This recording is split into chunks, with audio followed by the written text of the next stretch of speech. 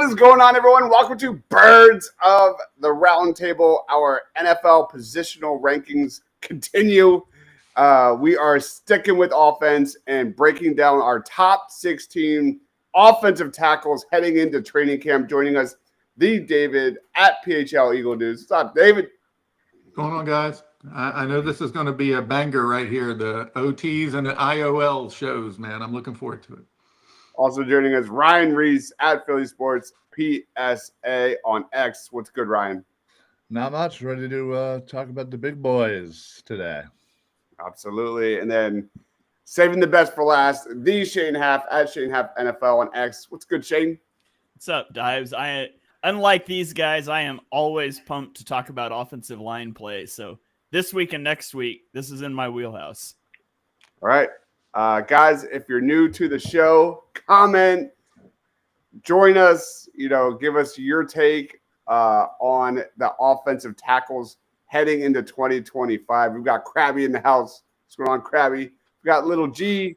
What's going on, Little G? Thanks for joining. Let's jump right into number 16. We're going to throw it to Shane.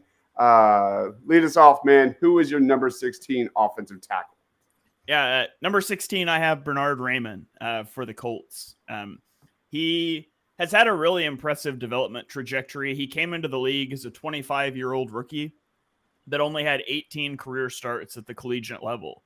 And I remember at the time kind of questioning the draft pick because he was such a project at such an advanced age. But he's settled in really well for the Colts. Among 64 qualifying tackles last year, and the qualification was 350 or more pass blocking snaps.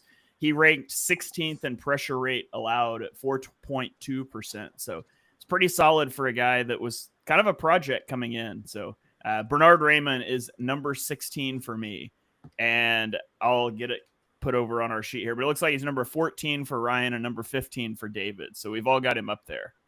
Yep. Any other thoughts on Bernard Raymond, guys? Yeah, I mean, he has the athletic profile to continue to develop. He's got functional strength. His hand placement remains a little inconsistent, but that'll probably be cleaned up. He flashes plenty of upside. I mean, once he cleans up the details, I think he probably will be higher on this list next year. And Ryan, you have him. Why don't you like? Oh no, you're highest, Ryan. You're highest at 14. I love him apparently. No, this guy. Again, there's another guy where we'll talk about next week. On the Colts here, but I just kind of looking at some of the games for the Colts. He seemed to be pretty active, pretty involved, and again, their quarterback situation is a bit of a hot mess right now, but they at least have some solid guys there on their offensive line, and Raymond is certainly one of them, and he's developing still. So I definitely like him. All right, let's head to David and his number 16, a guy that Ryan and Shane don't have in their rankings, the Atlanta Falcons, Jake Matthews. David, talk to us about Jake Matthews. Yeah, the 16th spot's always tough because I really don't know who to put there. I try to stay away from rookies and stay away from people who I'm speculating could be good. And Jake Matthews is just a steady vet, solid technician. He brings durability and experience. He's probably not stonewalling elite edge rushers at this stage, but he keeps your offense functional and he's reliable and about as solid as it gets year after year. Ryan and Shane, any thoughts on Jake Matthews and why he's not on your rankings? Yeah, I mean it's always tough, as David said. The kind of the bottom end of these lists here, there's a lot of worthy candidates. Matthews certainly is one of them. He was definitely a guy I was toying with. But I just kind of liked, others a little bit better. But there's certainly no knock on Matthews. Shane, any thoughts? Or are you good? Yeah, I mean, just kind of the same thing. There's only so many guys you can fit in there, and Jake Matthews has been a good player for a long time. Still solid in Atlanta, just didn't quite make it into my top 16. And then similar to Ryan, his number 16 is Paris Johnson, Jr. of the Arizona Cardinals. Talk to us about Paris Johnson, Ryan. Yeah, I just like his, development. This coming into his third year. and is the solid starting left tackle for Arizona. And yeah, I just again, I don't know. Again, just there's not a lot that you can, obviously these guys are gonna tell you stats that are amazing. I'm not that guy. Never have been. Never will be. But I'm more of a what I see, and games that I have seen in Arizona. Paris Johnson is holding up and doing it very well. And again, heading into his third year, he's only got room to grow continuously. And yeah, I'm excited to kind of see that Arizona offense develop further. With hopefully another healthy year from Kyler. All right, let's throw it to Shane. I feel like we should just do this back to back. He's got a pair of tackles from the Minnesota Vikings, leading off number 15, Brian O'Neill, and number 14, Christian Darrisaw. Yeah, got a solid tackle duo. Brian O'Neill, I'll start with him. I had him at number 15. I had a 3.7% pressure rate last year that ranked 11th among offensive tackles.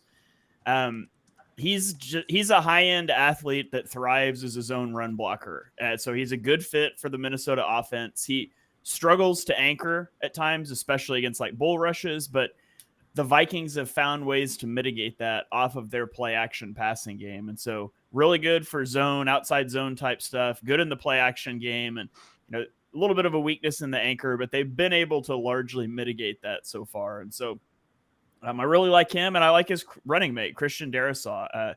He missed half the season last year with an injury, and so that's tough, and you've got to project, I'm just going to assume he'll come back off of the injury okay, but he is a very good player who's a big physical presence, and he's a smooth mover out on the perimeter. So he's not as refined in hand placement and footwork, but he's a smooth athlete.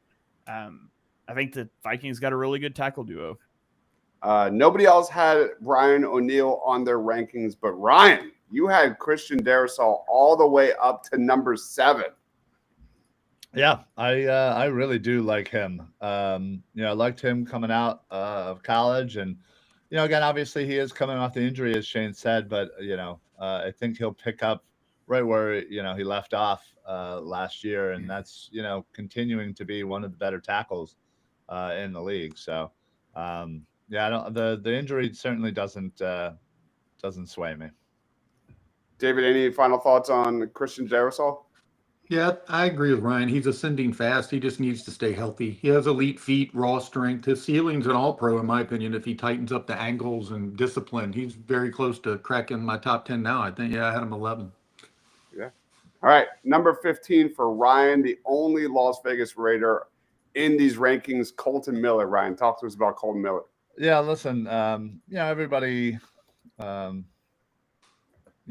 of bashes that Las Vegas Raiders offense, but Colton Miller was certainly one of the small but bright spots of that offense, and again he's now getting a potential number 1 running back in Genty, and again I think this team is slowly but surely ascending, and I don't know. I just I think Colton Miller was one of those things that when I was kind of going over everything, I just think he's consistent. He's solid.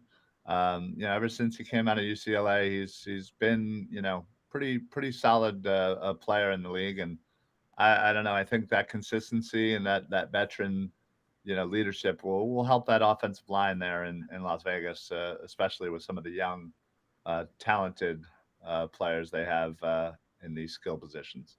Anybody have any thoughts on Colton Miller?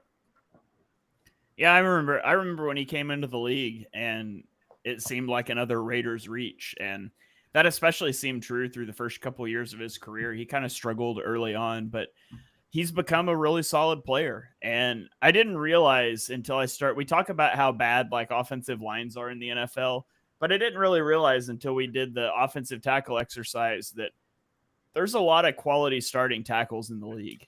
Because he's another guy you could easily have in that conversation for, the back end of this list for me. And I still think offensive line play is not great around the league, but offensive tackle play is pretty solid for the most part. All right, let's throw it to David and his number 14, a guy that made it to everyone's top 16, the Denver Broncos, Garrett Bowles. Yeah, he's dominant in flashes. He's also shown to be a little penalty prone at other times, but he was a 9-year tackle. I think he's started more games at left tackle than anybody else in Broncos history. Pretty impressive guy. He's known for durability. He's a consistent performer. I don't have him as high as everybody else. Maybe should have had him a little higher. I don't know, but yeah, he's a very solid guy. I just he doesn't do anything that just overwhelms me, but he's always solid and good. We have a comment from Tech. Quentin says Justin Herbert over Jalen Hurts. We did our quarterback rankings, and not one of us had Herbert over Jalen Hurts. There's a lot of that. Whoa, Shane, go back. Quarterback rankings. Spoiler. Oh, there it is. I thought that was the offensive tackle rankings for a second. All right, there's our rankings. Rings over stats. Absolutely, winning counts. Anybody else have any thoughts on Garrett Bowles? Yeah, it's kind of crazy. He had the best year of his career at 32 years old in 2024, kind of the breakout year, but 3.3% pressure rate, ranked 7th among offensive tackles. And he's another guy that's really progressed as a player. He's always been solid, but he's become very good. I would say he struggles a bit against like speed to power moves, but overall a really solid player. And it doesn't hurt to be in a Sean Payton offense that's going to get the ball out quick either. That enables him to alleviate some of those pressures as well. Ryan, any thoughts on Bowles? Yeah, I've certainly been a big fan of his since he came into the league. Back in 2017, he just signed a 4-year, $82 million extension, pretty much guaranteeing that he'll be a Bronco for life. I think, again, when he started, it took him a little while to kind of figure it out. And then, 2020, it kind of had a breakout year, and, he's been kind of ascending ever since. And yeah, he just continues to get better. Seems like every year. And hence why Denver thought so highly of him to give him $42 million of that guaranteed. So that says something to me. We have Brandon chiming in saying, nice of you to leave the top O-line spots for the Texans players. Spoiler warning, we're not talking Texans tonight. Shane, lead us. Not a single one. Not a single one. If we talked some former Texans later tonight that they got rid of because they were too good for their offensive line. Yeah, that makes sense. Shane, number 13, Joe Alt. About Joe Alt. Yep, I've got Joe Alt at number 13. 3.7% pressure rate last year, which ranked 12th among tackles. And he started the year a little rough, and he ended the year with a tough performance in the playoffs against Houston. And so that's a tough way to end the season, tough way to go out. But week in and week out, he was very good for the Chargers in his rookie season. This is a guy that I loved in the draft coming out.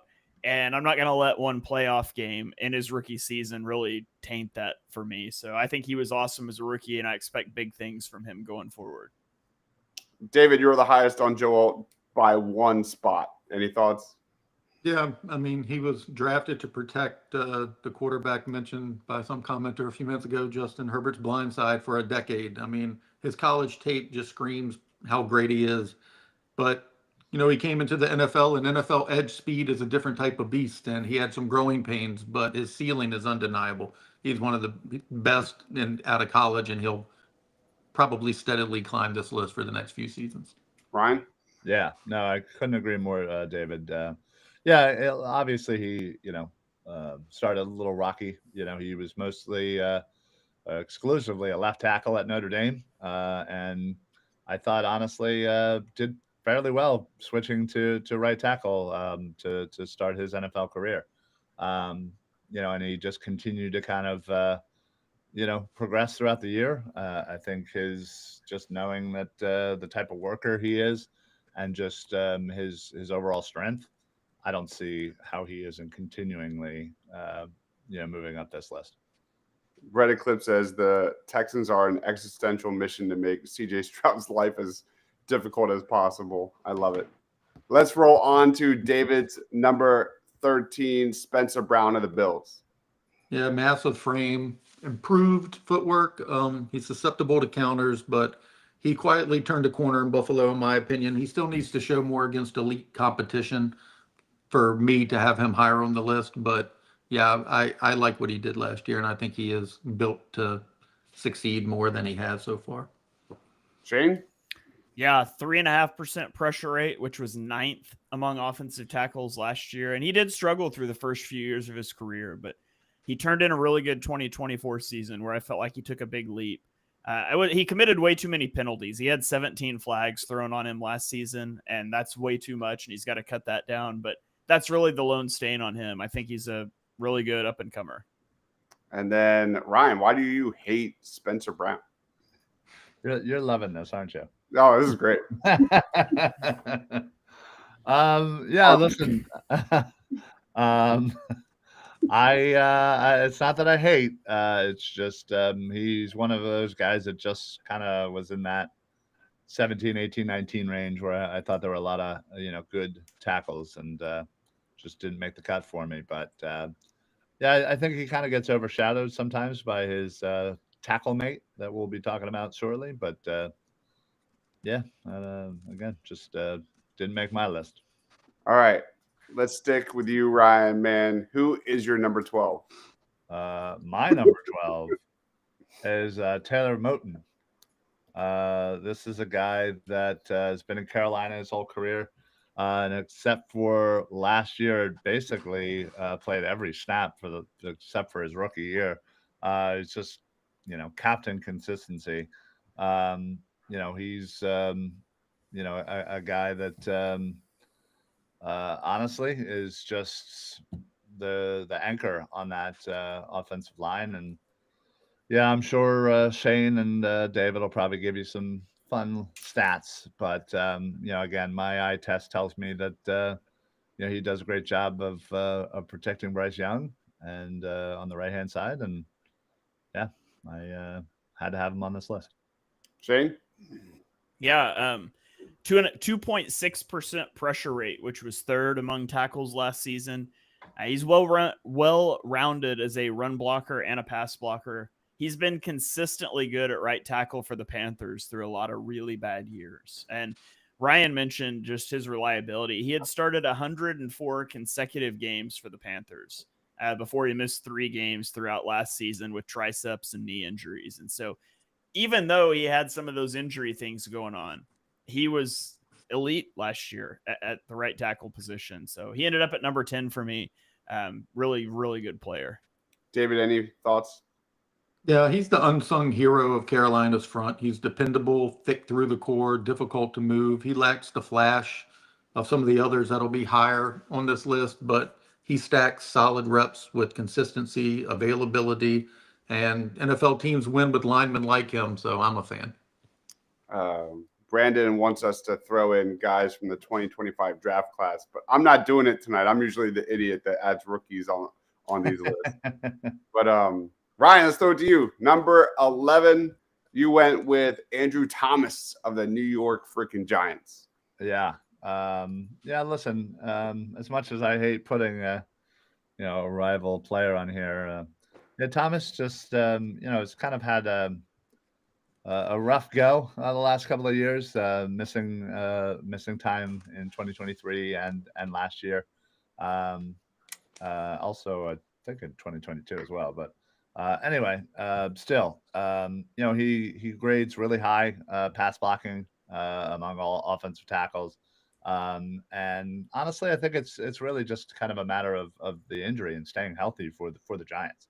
I think this is a guy that can absolutely be a top tackle in this league, and you just got to stay healthy, honestly. And he's certainly going to have his opportunity with the quarterback situation in New York with Russell Wilson or maybe Jameis Wilson, Jameis Winston towards the end of the year. But either way, Andrew Thomas is just skill wise, he's a machine. Shane, you had him all the way up at number 6.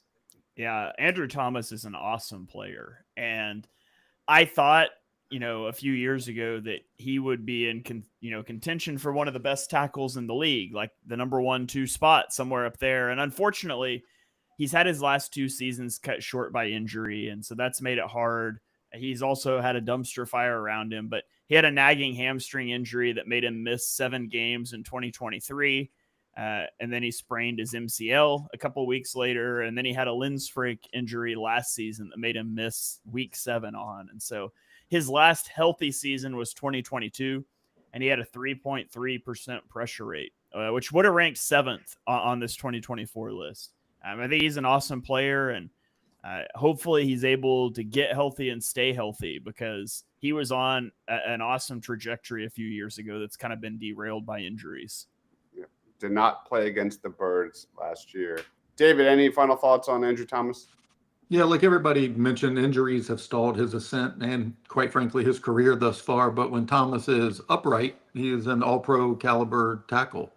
Smooth, smart. The only question is durability. Yep. All right, let's roll on to Ryan's number 10, and that is Dion Dawkins of the Buffalo Bills, who we are all high on. Go ahead, Ryan. Yeah, no, I love him coming out of Temple, obviously, local Temple grad there, Dion Dawkins. But yeah, this guy is 100% the reason why Josh Allen isn't in the hospital probably in most games, just given the his running around. But yeah, he was 16th among tackles grading out pass blocking with an 81.2.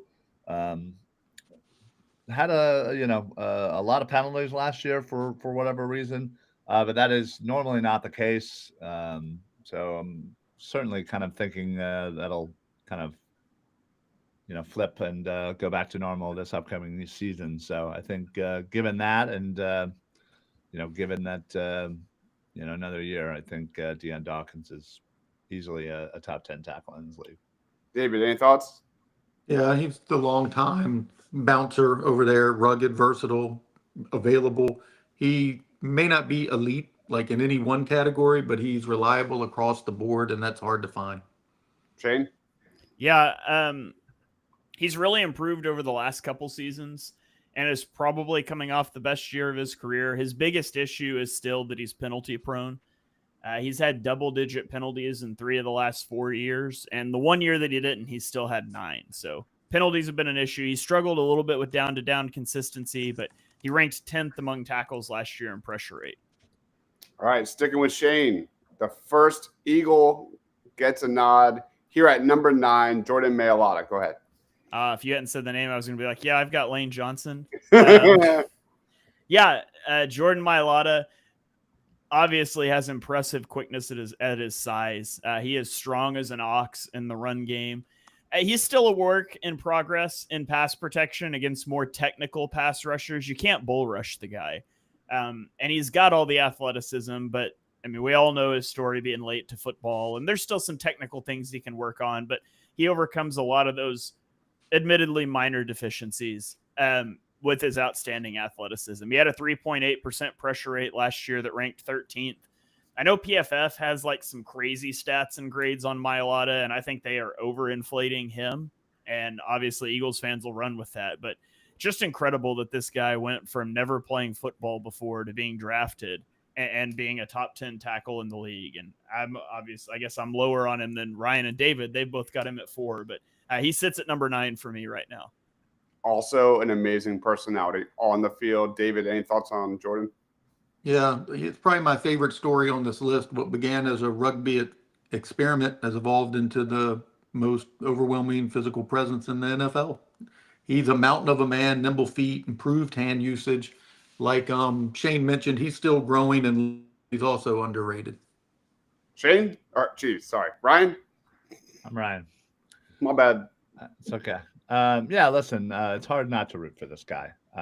You look at the size of him, and if you've ever actually been in a room with him or stood next to him, You truly realize the size of this guy. I'm 6'3", and man, I felt like a kid standing next to him. And the fact of the matter is, he's that tall, he's that agile, and he's just so powerful.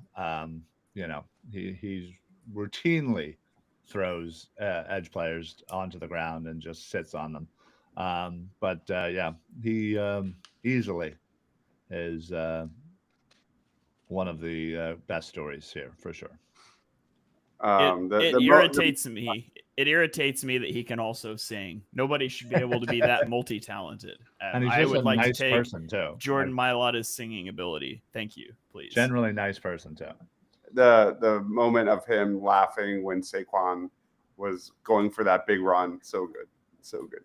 He recently performed with one of those country singers, Chris Stapleton. No way. And he absolutely killed it. Stapleton backed off the stage and just let him go at it. Oh my God. Yeah, look that up if you haven't seen it. It's pretty incredible. Brandon chimes in. Jets have a lot of new O-line prospects. Hopefully that turf doesn't get to them. Love that. Brett Eclipse says, has anyone seen the graphic where it's tackle pass blocking grade by island rate and it's just Lane Johnson and Jordan Mailata alone in abyss?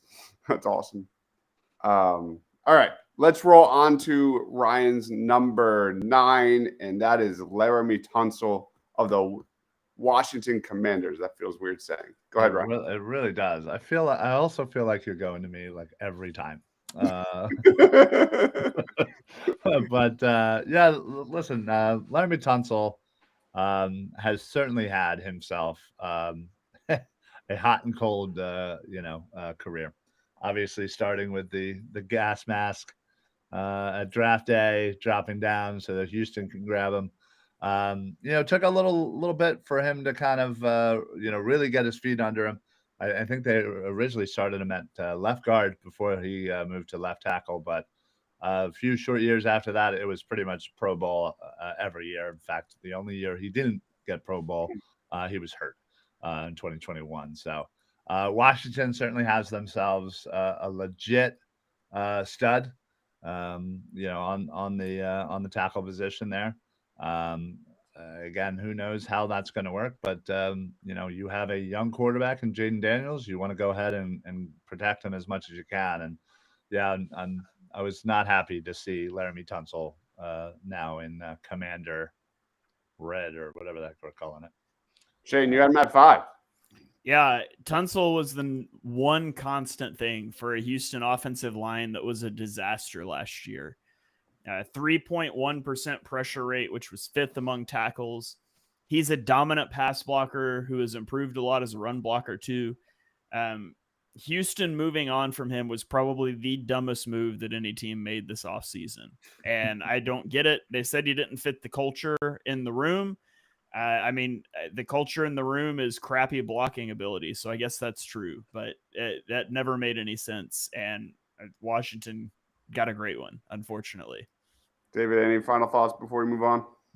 Yeah, he's one of the league's premier pass protectors. He glides in space. He rarely loses one-on-one. Like Shane mentioned, he's not as consistent in the run game, but he has improved. But his mirror match ability against speed rushers is top tier, man. It's really fun to watch. All right. That is Laramie Tunsil. Going to number 7 on Shane's end, it is Rashawn Slater. Go ahead, Shane. Yeah, he played through a nagging pectoral injury last season, and he still only allowed a 4.4% pressure rate, which was 18th among tackles. Injuries have been an issue for Slater. He tore a bicep early in 2022, played through multiple high ankle sprains in 2023, played through the pec injury in 2024. And so durability is obviously a concern with him, but if you're just looking at the talent, Rashawn Slater is a premier tackle in the league. And it is kind of crazy. Like, I was looking at my list. I've got 2 Vikings, 2 Bills. I've got 2 Chargers, and obviously I've got 2 Eagles on the list. So 4 of my top 16 are duos for a team. You can kind of tell some teams just prioritize the offensive line. Yeah. David, any thoughts on Slater? Yeah, he exhibits perfect posture, good recovery skills. When healthy, smooth. He's like a technician in pass sets. He rarely penalized. It's just durability. And I guess we all have him 6 and 7, and that might look low next year if he plays to his potential and doesn't get hurt this season. Ryan? Yeah, listen, I mean, this is a guy that's been in the league for 4 years, and half the time he's been a Pro Bowler, including his rookie year, and last year. So again, in one of those years he was hurt. So it's a pretty good start to a career, that's for sure. But yeah, he's just so dominant, and the fact that they went out last year and drafted Joe Alt to kind of get that other bookend, as Shane said, shows that they prioritize that, and they have a great duo in LA. All right, we've officially approached our top 5, leading off with David Trent Williams of the San Francisco 49ers. Yeah, I mean, I hate to admit it, but the dude's a highlight reel waiting to happen. He's violent, just nasty finishing ability. I think we've all seen that firsthand against the Eagles. He's a tone setter and still among the game's best when healthy. I probably dinged him slightly more than the others, maybe because of his age. I do expect a slight regression at some point, but the tape from last year is still first round, top 5, nasty OT tape, man. He's a beast. Shane, you had him at number 3. Yeah, he's 37, and he's coming off an ankle injury that ended his season, so that is concerning. But he's just a phenomenal player, one of the best pass blockers in the NFL. He's also an incredible run blocker. And he had a down year last year as he battled injury, 4.5% pressure rate that was 20th. But if he comes back off of that, and if he's plays at the level he did pre-injury, he's just a phenomenal player. And, time's going to catch up with him eventually, and maybe it already has, and maybe this is too high. But until I know that for sure, he's going to stay up here as one of the best tackles in the league. Ryan, any thoughts? Yeah, listen, it's incredibly hard to root for this guy. Being that he was a Washington Redskin for all those years, and then obviously San Fran.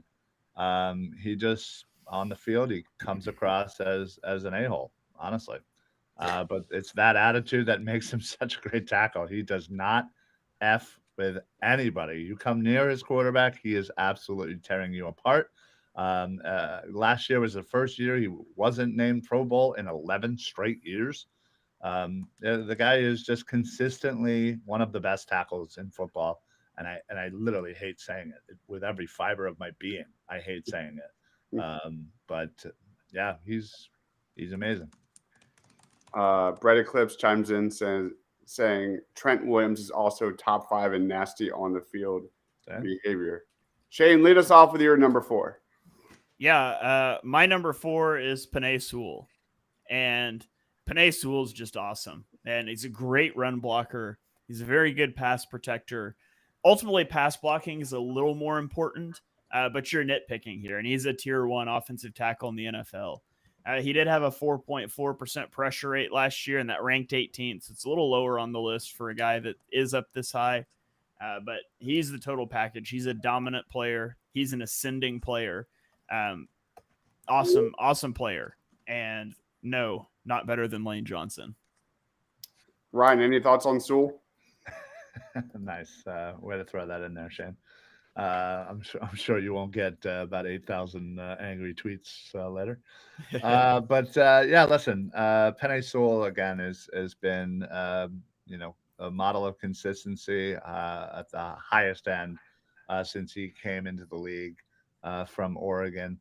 Yeah, I think projecting his career, he certainly will go down as probably the greatest tackle in Detroit Lions history, and that's certainly saying something. Sewell just dominates the line. Rarely do you ever see him get beat, and if he ever does, his recovery skills are top notch. So Penei Sewell is easily one of the best tackles in the league. David, any thoughts on Sewell before we move on? Yeah, he plays like a brick wall, man. He blends power and polish, and to be able to do that at such a young age is a rare feat. I mean, he's dominant in space. He punishes in the run game. He's reliable in pass protection. I think the Lions struck gold with that pick, quite honestly. He will likely be a perennial All-Pro for many years to come. Sticking with David. Who's your number 3, man? Tristan Wirfs. And the only reason I actually had him higher, I had him above Penny, but he likely is going to miss the first 4 games. And since this is only based on 2025, I knocked him down. I was going to knock him down more, but he's just too damn good to do that too. He's a technician, man, with vice grip hands. He exudes rare balance. His transition to left tackle was seamless, which is a testament to his freaky footwork. He's just as dominant as it comes, and it's hard to match. I mean, he's just an amazing player, and to be that good this quick is just unreal. Shane, any thoughts on Wirfs? And we have a comment here from Brett Eclipse saying why does media say Trent or Sewell are better than Lane Johnson? I can go on both of those. Let me talk about Wirfs first. Wirfs was a phenomenal right tackle for a few years, and then the Bucs moved him to left tackle in 2023, and I thought that was a mistake. Why would you move a guy that's elite on the right side?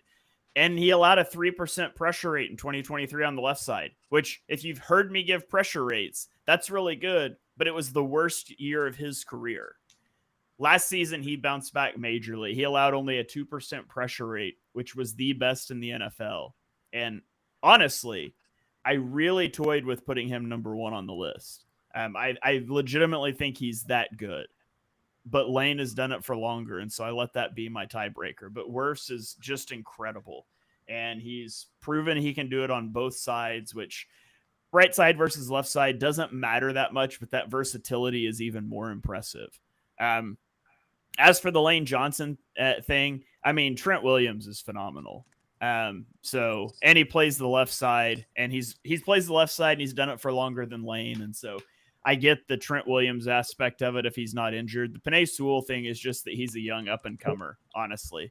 And I think that's all there is to it, that you get fatigue with certain guys just always being the best, and Penei Sewell is the new guy that's the up-and-comer, and so people want to knock Lane Johnson off the perch, and it's just not time yet.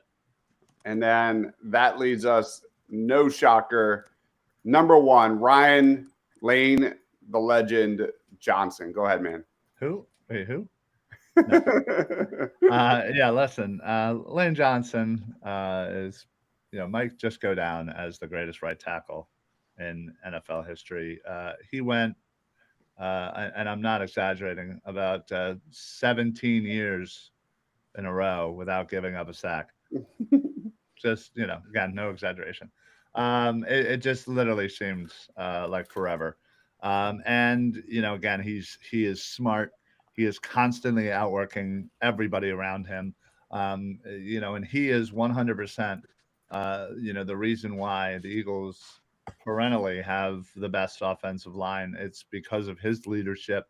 He easily took that over from with Kelsey when he left, and has mentored Mailata in such a way that obviously he is high on our list as well. But he is stronger than most coming at him. He is quicker than most coming at him, and he does this all while being very effective in the run game as well. So it's just the fact that he is this old and still just dominating. Again, obviously there will be a time where it starts to drop off, but I don't predict that to be this year. David, what are your thoughts on Lane?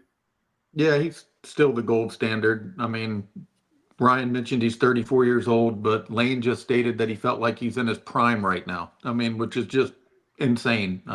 His technique is pristine. His anchor is unshakable. Nobody neutralizes edge threats like he does. He remains the model for what a modern right tackle should be: athletic, nasty, and impossible to beat. Shane? Yeah, he just doesn't lose.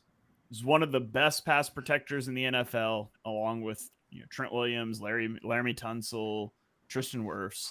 But he's also a weapon in the run game with his athleticism in a way some of those guys aren't. He had a 2.4% pressure rate allowed last year, which was second among tackles behind only Wirfs. And I mean, he plays the position in a way you're not supposed to be able to. Like, he gives so much ground and invites rushers into his chest in a way that you're not supposed to do. But he's so strong that he's able to still lock down, and he's just buying himself more time, making you show your hand and throw your move because he knows you can't rush through his chest anyways. That combination of strength and athleticism is rivaled by nobody, really, and it's part of what's made him so good for so long. We have a comment from Brandon. Does he have a case for being the best Eagle ever? Any thoughts on that, guys? Yeah, I think when you actually look at it, and again, I know offensive line isn't sexy. It's it's not not a skill position. It's not Brian Dawkins, right?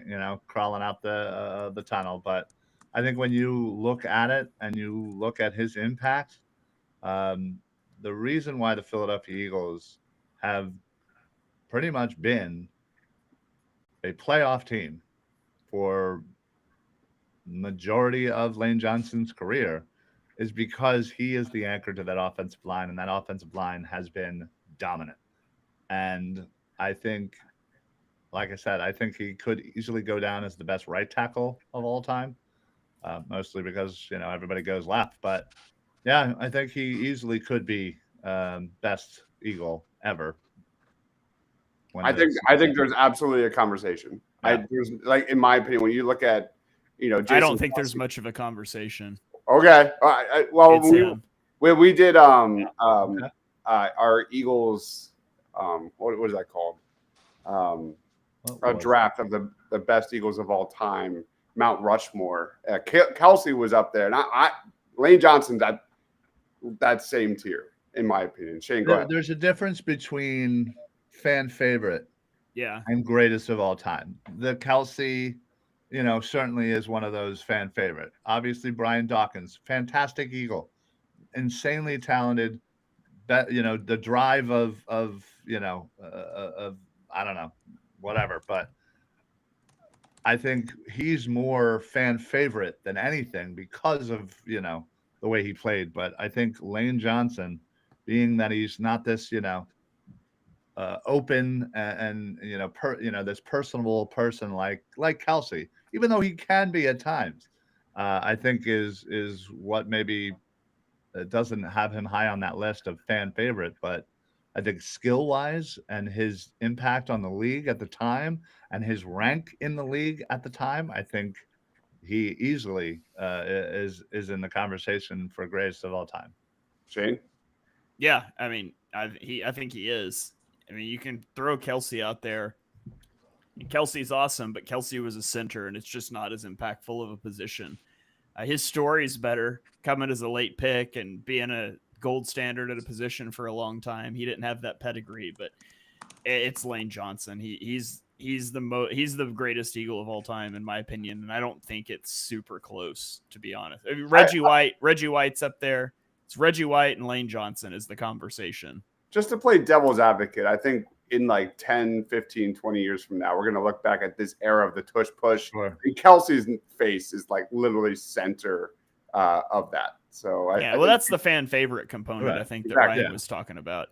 Yeah, he's the guy with the podcast. He's the personable guy that's the face of everything. And so people are going to remember Kelsey for sure, especially because he's going to have whatever media empire he starts by then. Kelsey Studios is going to be putting out Marvel movies or something in 20 years. But, in terms of impact on the field, I think it's got to be Lane or Reggie White.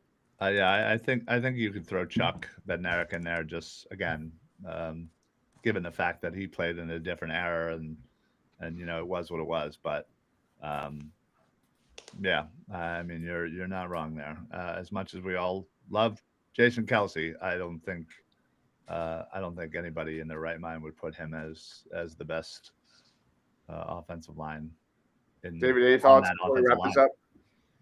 Yeah, I mean, just let the numbers speak for themselves. Over the last 10 years, the Eagles have I think it's a 700 winning percentage with Lane on the team that day, and a 300% without. So they win 70% of the time when he's on the field, 30% of the time when he's not. I think that tells you almost everything you need to know. Text says Kelsey and Reggie. Brett Eclipse chimes in. Would you take Lane over Jason Peters if you were to do an all-time Eagles draft? I think that's a slam dunk, yes. And I love Jason Peters. Brandon chimes in, says Reggie's a good choice. All right, let's wrap it up. That is our top 16 offensive tackle ranking heading into 2025. Do you agree or disagree? Let us know down in the comments. Let's throw it around the horn before we close shop. David, final thoughts, plugs, Tom's yours, man. Yeah, you can follow everything I do at PHL Eagle News. I released a piece today in regards to Jalen Hurts. You can find that on my X account or at PHL Eagle News or at phillysportsnetwork.com. But just keep supporting this, and we're almost there, man. We have a few more of these, but sprinkled in with the next few rankings will be training camp talk. So, God. I mean, it's July 22nd. We're a week away, man. It's incredible. Literally the title of this show or on the graphic, 1 week away. We're so close. Shane, final thoughts, plugs, Tom's yours. I don't know how we're going to do these shows and talk about training camp because these shows are already an hour long. I don't know how that's going to work, but we might have to do 2 a week or something. But no context. Yeah. Just names. Just names. Just put the list up and talk about training camp. Yeah, just keep it plugged in on the Eagles Pinpool Network. Johnny and I are going to be recording tomorrow morning at 11:30-ish with Ollie Connolly, and we're going to be going through kind of the state of the Eagles in 2025 and some Jalen Hurts talk and some league-wide trend stuff. And so I think that'll be a really cool show. If you've never followed any of his work, you can check him out on Twitter.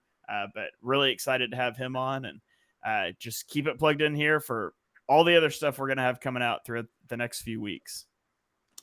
Steve chimes in saying sleeping on third-year Paris Johnson Jr., not Ryan Reese, who had him number 16 in his rankings. Krabby says, good show as always. Appreciate it, man. All right. Brandon says, needed this after the Paul George news. Don't even get me started. We're not even going to go there. All right. Ryan, final thoughts, plugs, Tom George. Well, I can't wait to Google the Paul George news. That'll be fun laugh for me. Yeah, listen, if you guys already are not following everybody else on this show, please do yourself a favor. Make sure you're also following Eagles Pinpool. So many great shows. Again, we're in the off season, man. We're just we're biding our time until the season, because that's when everything blows up here. So please make sure you're following us, especially on YouTube. Give it a follow, and make sure you support everybody here. Share it with everybody. That's how we grow, and that's how we get out to the people. All right. Right after this will be the debut episode of Party on Broad on Eagles Pinpool. So we are talking Jalen Hurts, what steps he can take in 2025 to improve, and some of the most underrated aspects of Jalen Hurts' skill set that nobody talks about. We're going to be chiming in on that, talking more off the radar, under the radar players that we think can take the next step, that are underrated weapons on offense and defense. And then I've got an Eagles 5-pack. We're going to focus on some entertainment things.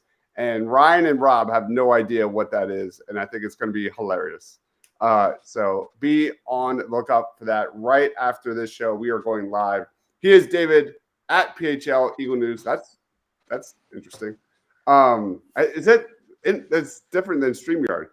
You can mirror your display if you want to. I got so good at that over the years. So you got to point the right way. That's Shane Half at Shane Half NFL. Oh, this is a problem. Ryan at Philly Sports PSA. I am Dives, Mr. Crackpot. One more week, guys. Thanks for watching. Stay awesome.